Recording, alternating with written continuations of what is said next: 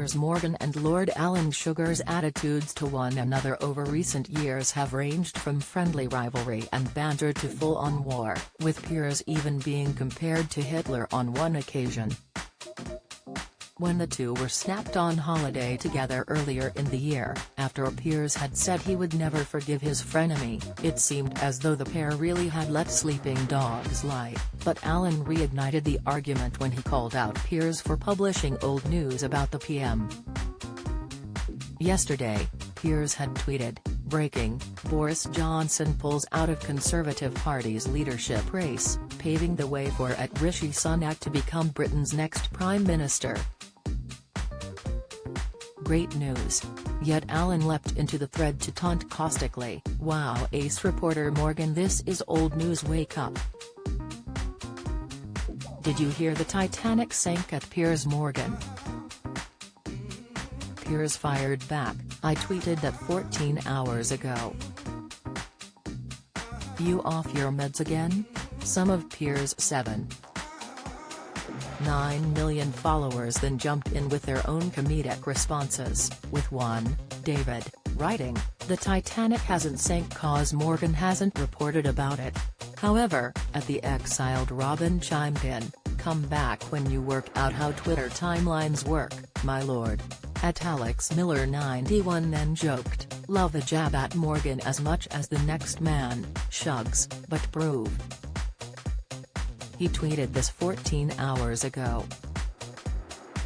Sick, Zuckerberg joined the debate to aim a jibe at Alan, joking, "You defo sugar 'cause you seem damn salty?" Sick, Piers followed up his tweets about Rishi Sunak to celebrate that he had become the new Prime Minister, praising him as the first British Asian PM and first Hindu PM, and at 42, the youngest PM in modern times. Sick, he then added, "The fact the Labour Party has never had anything but white male leaders, by contrast to the Conservatives who've now had 3 female leaders and 2 male leaders from ethnic backgrounds, is pretty embarrassing given their relentless virtue signalling about diversity."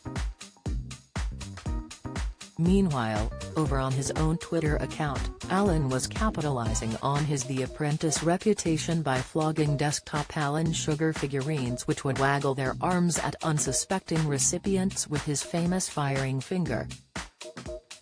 "Do you know someone who needs a good talking to and firing? Put the Sugarnator on their desk and I will wave my firing finger at them all day long," he joked, promising that proceeds would include a donation to charity. Piers and Alan have had a long-standing feud, which first began way back in 2007, when Alan Sugar publicly humiliated Piers in front of a TV audience of almost 7 million people. He fired the broadcaster from comic relief Does The Apprentice, after Piers bragged that he could get a star-studded guest list of rock stars and supermodels to attend a charity funfair but dismally failed. Since then, Alan has publicly ribbed him many times, once even joking that he defended Piers, chuckling, "When people tweet him and say, for example, 'You're not fit to live with the pigs,' I come back and say, 'No, stop it, because he is, you know.'" Then when Piers called for government ministers to come on his show and be held accountable for decisions made relating to the coronavirus pandemic, Alan exclaimed, "What minister in their right mind would want to go on at GMB to be abused and bullied by @Piers Morgan?" He followed up by suggesting the short-tempered broadcaster didn't really give a s about the topic and was using it to try to boost his personal profile. Mischievous Alan once even purchased a paperweight featuring Donald Trump having his bottom licked by Piers and displayed the gold-plated statue mirthfully on Twitter. However, the pair seemed to have made up when a photo was published over the summer of the pair together in Saint-Tropez, even if Piers mockingly described it as a picture with one of his fans.